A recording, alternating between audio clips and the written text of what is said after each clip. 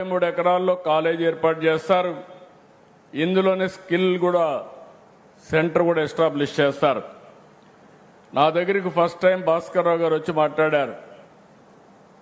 నేను skill development పెడతాను, medical college పెడతాను, నాకు మీరు ల్యాండ్ ఇస్తారంటే నేను ఆయన ఆహ్వానించి డిస్కస్ చేసినప్పుడు 1,00,000 మందికి నేను స్కిల్ డెవలప్మెంట్ చేసి మనం ఏంటంటే అందరం కూడా ఆలోచించేది ఒక హాస్పిటల్ అంటే ఓన్లీ వైద్యుల్నే చూస్తాం, డాక్టర్లనే చూస్తాం.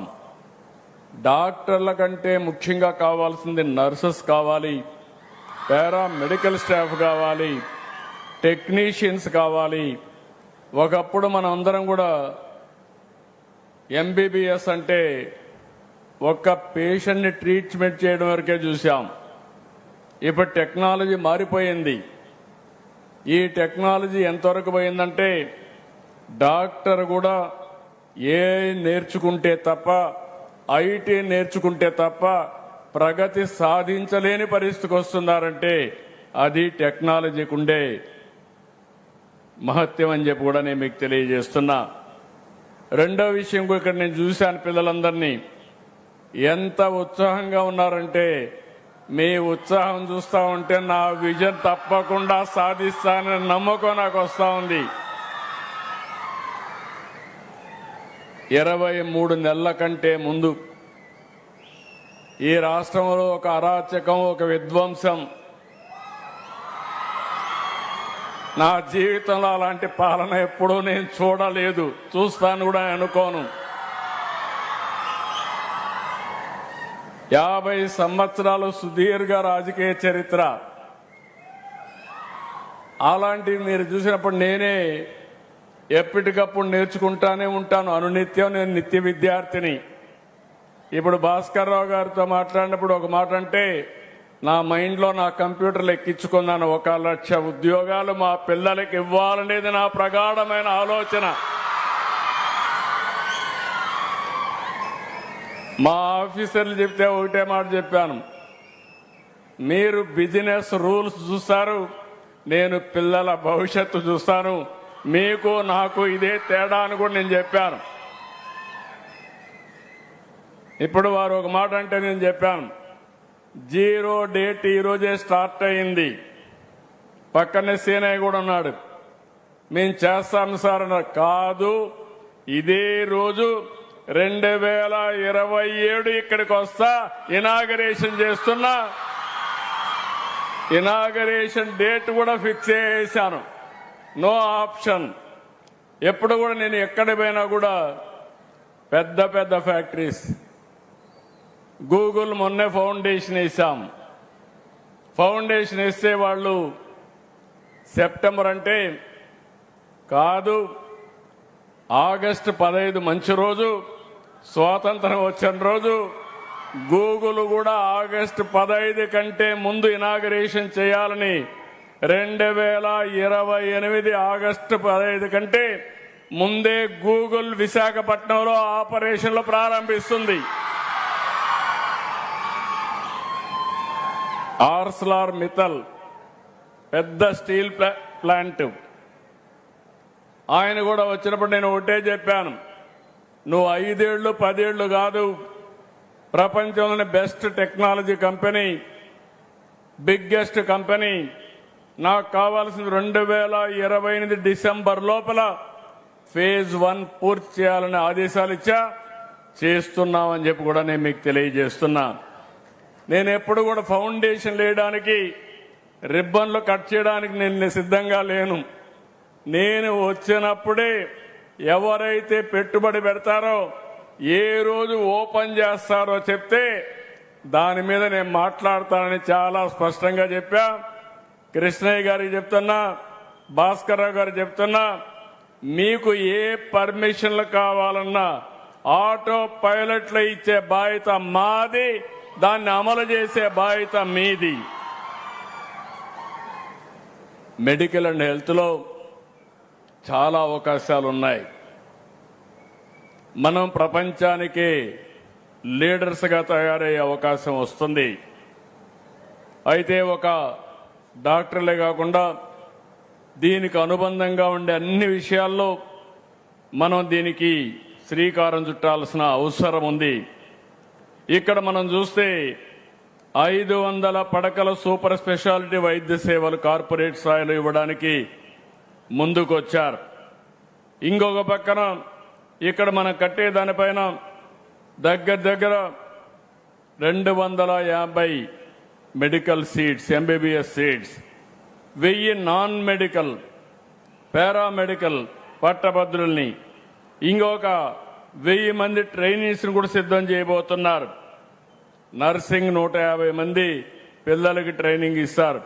డెంటల్ 50, ఫిజియోథెరపీ 50, న్యూట్రిషన్ సైన్సెస్ 50, ఇలాంటివన్నీ చూస్తే ఒక 5000 మందికి పెట్టుకున్నారు. నేను వారిని లాస్ట్ టైం చెప్పింది నాకు జ్ఞాపకం ఉంది.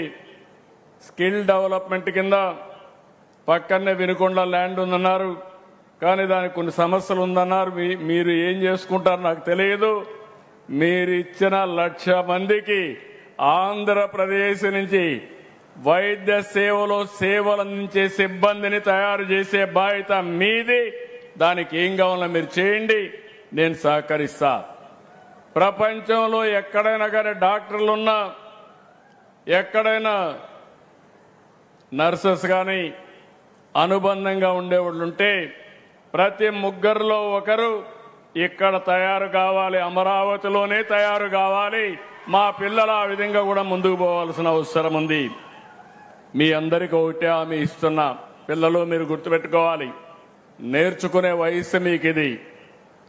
ఓసారి మీరు అందరూ అనుకుంటారు అన్ని మాకు తెలుసు అనుకుని అసలు చదువు కూడా మానేస్తూ ఉంటారు. This is the best age మీ అందరికీ. టెక్నాలజీ బాగా హ్యాండీగా వచ్చింది. అమరావతిలో క్వాంటమ్ వ్యాలీకి వెళ్తున్నాం. నేను ఫస్ట్ క్వాంటమ్ అంటే ఎవరికి అర్థం కాలేదు.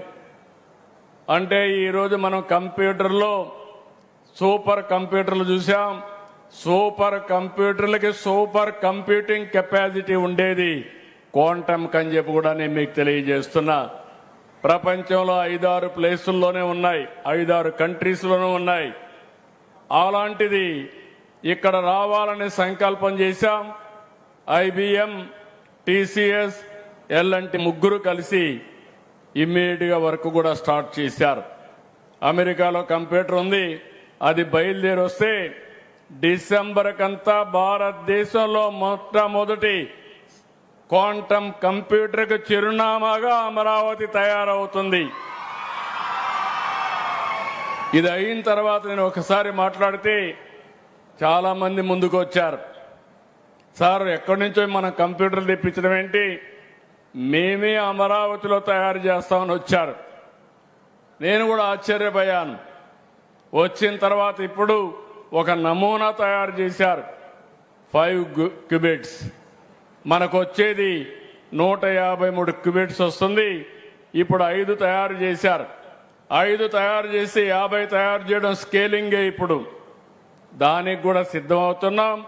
2 సంవత్సరాల్లో ప్రపంచానికి క్వాంటమ్ కంప్యూటర్లు మన అమరావతి నుంచి సరఫరా చేయబోతున్నాం. అది మన యొక్క తెలివితేటలు. ఇంకొక పక్క నేను గ్రీన్ హైడ్రోజన్ వ్యాలీ అన్నాను. ఈరోజు ప్రధానమంత్రి గారు కూడా ఒక పిలుపిచ్చారు.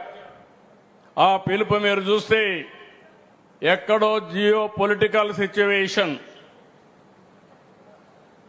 ఇరాన్లో యుద్ధం, ఇరాన్ అమెరికా యుద్ధం మన దేశంలో సమస్యలకు నిలయమైంది.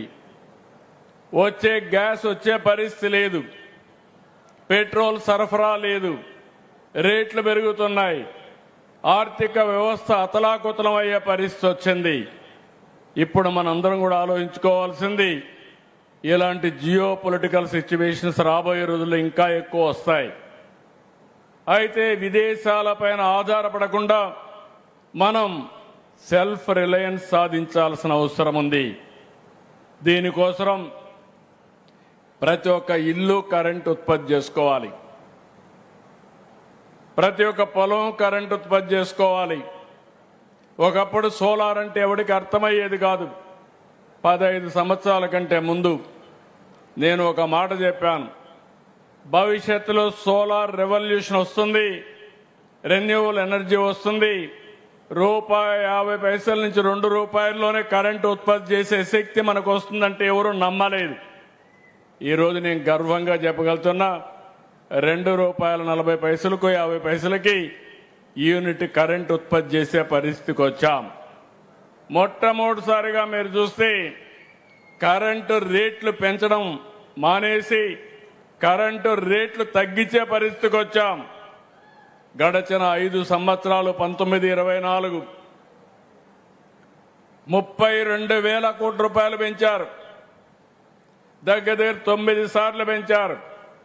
నేను వస్తానే ఒకే మాట చెప్పాను, కరెంటు ఛార్జీలు పెంచనని చెప్పి కరెంటు ఛార్జీలు పెంచకుండా ఉన్న ప్రభుత్వం ఈ యొక్క ఎన్డీఏ ప్రభుత్వం అని చెప్పి కూడా నేను మీకు తెలియజేస్తున్నా. మీ దగ్గర నుంచి నాకు సహకారం కావాలి. ఎందుకంటే నేను 4,660 కోట్ల రూపాయలు ట్రూ అప్ ఛార్జెస్ అని అదనపు భారం వేస్తే అది కూడా ఈ ప్రభుత్వం అబ్జర్వ్ చేసి ఆ డబ్బులు కలెక్ట్ చేయకుండా చేశాం. ₹5.20 ఆవరేజ్ యూనిట్ కాస్ట్ ఉండేది ప్రొక్యూర్మెంట్లో, అది 30 పైసలు తగ్గించాం. ₹4.90కు వచ్చాం. 5 ఏళ్లలో డిపార్ట్మెంట్కి ఒకటే టార్గెట్ ఇచ్చాను, ఇన్నోవేషన్. అదే మరి టెక్నాలజీ అడాప్షన్, గ్రీన్ ఎనర్జీ కానీ, అదే మరి ఇంకో పక్కన మీరు చూస్తే విండ్ కానీ, పంప్డ్ స్టోరేజ్ కానీ, బ్యాటరీ అన్నిటికి పోయి ₹1.30 కరెంటు ఛార్జీలు, మినిమం ₹1.20 2029కి యూనిట్ కాస్ట్ తగ్గించేదానికి శ్రీకారం చుట్టాం. ఇది అసాధ్యమంటే కాదు, ఇది సాధ్యం నిరూపించే సత్తా ఈ ప్రభుత్వానికి ఉందని మరొకసారి మీకు తెలియజేస్తున్నా. ఇలాంటివి అనేక విషయాల్లో మేము ముందుకు పోతున్నాం. ఇక్కడ మీకు ఒకటే కోరుతున్నా, ఈరోజు ఇక్కడికి వచ్చిన దాన్ని ప్రపంచం కూడా అనేక మార్పులు వస్తున్నాయి. ఈరోజు మీరు ఒకసారి చూస్తే కొన్ని దేశాలు ఏజింగ్ సమస్యలతో సతమతం అవుతా ఉంది. డాక్టర్ల కంటే నర్సెస్కి ఎక్కువ డిమాండ్ ఉంది. మీరు ఆ విషయం పిల్లలు గుర్తుపెట్టుకోవాలి. ఈరోజు డాక్టర్లు ఎంత సంపాదిస్తున్నారో భవిష్యత్తులో మా నర్సులు కూడా అంతే సంపాదించే రోజులు దగ్గరున్నాయి. దీనికి కావాల్సింది మీలో స్కిల్స్ ఉండాలి, సాఫ్ట్ స్కిల్స్ కూడా అవసరం. ఒక మనిషిని మెప్పించే గుణం భారతీయులకు ఎక్కువగా ఉంది. నేను అందుకే ఎప్పుడు చెప్తా ఉంటాను, ప్రపంచంలో చాలా దేశాలు ఉన్నాయి కానీ ప్రపంచం మొత్తం ఆమోదించే ఏకైక దేశం భారతదేశం. ప్రపంచంలో అందరూ మెచ్చుకునే దేశస్థులు భారతీయులు అని చెప్పి కూడా నేను మీకు తెలియజేస్తున్నా. ఇక్కడ ఇప్పుడే భాస్కర్ రావు గారికి ఒక మాట చెప్పాను, మీరు ఇక్కడ స్కిల్తోనే వీళ్ళకి లాంగ్వేజ్ కూడా నేర్పించాలి. ఏ దేశంలో ఎక్కువ డిమాండ్ ఉందంటే ఇప్పుడు మనం చూశాను, జపాన్, జర్మనీ, అనేక దేశాల నుంచి అడుగుతున్నారు. ఒకప్పుడు వాళ్ళు ఎవరిని అలో చేసేవాళ్ళు కాదు, ఇప్పుడు వాళ్ళందరూ మన పైన ఆధారపడుతున్నారు. అలాంటప్పుడు మీరు ఆ భాష నేర్పిస్తే నేరుగా వీళ్ళు అక్కడికి పోతే ఆటోమేటిక్గా ఉద్యోగం రావడమే కాకుండా చాలా కంఫర్టబుల్గా ఉండే పరిస్థితి వస్తుంది. ఇది కూడా మీరు చేయాలని చెప్పి నేను మిమ్మల్ని కోరుతున్నా. ఇంకో పక్కన ఈరోజే నేను చూశాను, దృష్టి అనే పేరుతో ఏ ఆధార గ్లాసెస్ తయారు చేశారు. ఎవరైతే అంధులు ఉన్నారో ఆ అంధులు ఇమ్మీడియట్గా అది పెట్టుకోగలిగితే చాలా వరకు వాళ్ళకు మామూలుగా అన్ని కనపడి వాళ్ళ యాక్టివిటీస్ అని దైనందిక కార్యక్రమాలు కూడా చేసే పరిస్థితి వస్తుంది. ఇది అవుతానే డెమాన్స్ట్రేట్ చేస్తాం. ఇప్పుడు ఇక్కడ గుర్తుపెట్టుకోవాల్సింది, మీరందరూ కూడా చాలా స్పష్టంగా రోజులు మారాయి, టెక్నాలజీ పెరిగింది. నేను కూడా దీనికి ఒక ప్రయత్నం చేస్తున్నా. ఆంధ్రప్రదేశ్ రాష్ట్రంలో మేము 20,000 కోట్ల రూపాయలు బడ్జెట్ ఖర్చు పెడుతున్నాం ఆరోగ్యం కోసం. దీనికోసం నేను ఆన్లైన్లో సంజీవిని ఒక ప్రాజెక్టు తీసుకొచ్చాను. రాష్ట్రంలో ఉండే ప్రతి ఒక్కరి హెల్త్ రికార్డ్స్ అన్నీ ఆన్లైన్లో ఉంటాయి. అక్కడి నుంచి అందరూ పనిచేసే సిబ్బంది కూడా ఆన్లైన్లో ఉంటారు. అక్కడి నుంచి ప్రతి ఒక్కరికి ప్రివెంటివ్ హెల్త్కి వెళ్తున్నాం.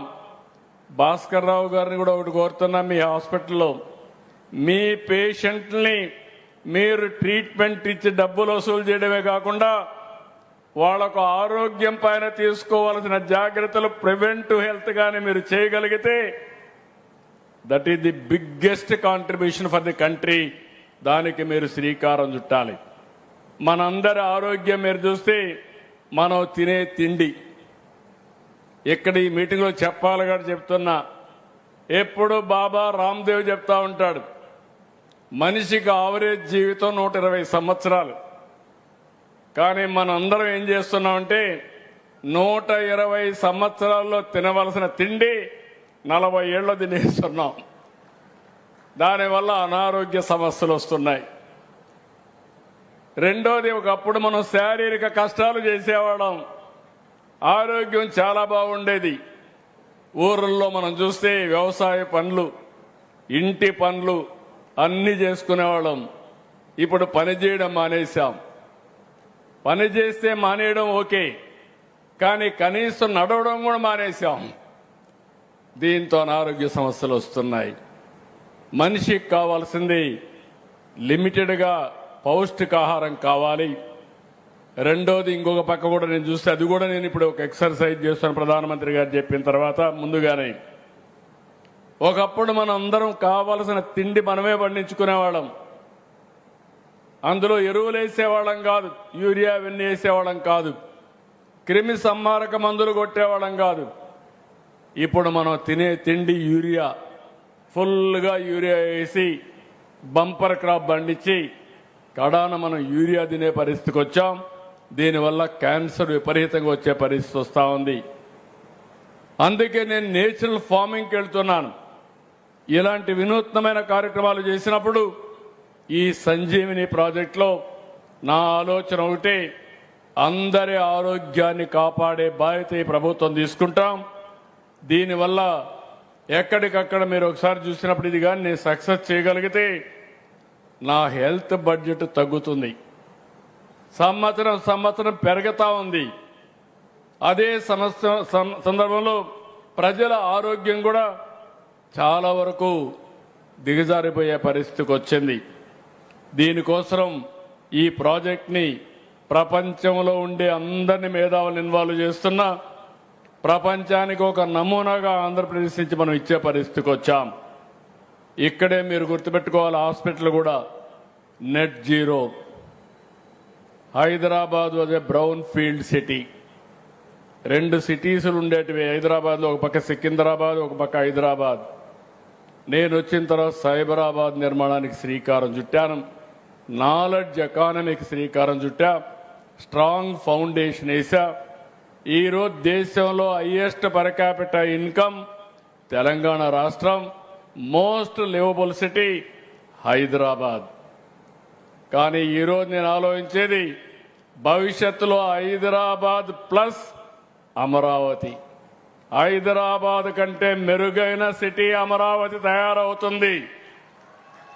ఇక్కడ అన్ని వస్తువులు ఉన్నాయి. మొట్టమొదటిసారిగా ఇక్కడే రైతాంగాన్ని అభినందిస్తున్నా. ఒక స్ఫూర్తిదాయకంగా ముందుకొచ్చారు. ప్రపంచంలో ఎక్కడా జరగలేదు. 29,000 మంది రైతులు 33,000 ఎకరాల భూమి స్వచ్ఛందంగా ముందుకొచ్చి ల్యాండ్ పూలింగ్ లో ఇచ్చారంటే ఇది ఒక చరిత్ర. ఈ రాష్ట్రం బాగుండాలి, మా పొలాల్లో రాజధాని రావాలి, రాష్ట్రం బాగుండి మేము కూడా బాగుపడాలని కలలు కన్నారు. ఇబ్బంది పడ్డారు. మీ కలలు ఇబ్బంది పడినా అమరావతిని రక్షించుకున్న మిమ్మల్ని అభినందిస్తూ తప్పకుండా రాబోయే రోజుల్లో మీ భవిష్యత్తుకు అండగా నిలబడే బాధ్యత ఈ ప్రభుత్వం తీసుకుంటామని కూడా మీ అందరికీ హామీ ఇస్తున్నా. ఇప్పుడు ఇక్కడే చూస్తే చాలా మందిగా హామీ ఇస్తున్నా. ఇప్పుడు ఇక్కడ ఒక హాస్పిటల్ వచ్చింది. ఇక్కడ ఈ హాస్పిటల్ ఉందంటే ఇక్కడుండే వాళ్ళకి ట్రీట్మెంట్ ఇవ్వడానికే కాదు, దేశం మొత్తం ఇక్కడికి వస్తారు. ప్రపంచంలో చాలా దేశాల నుంచి ఇక్కడికి వస్తారు.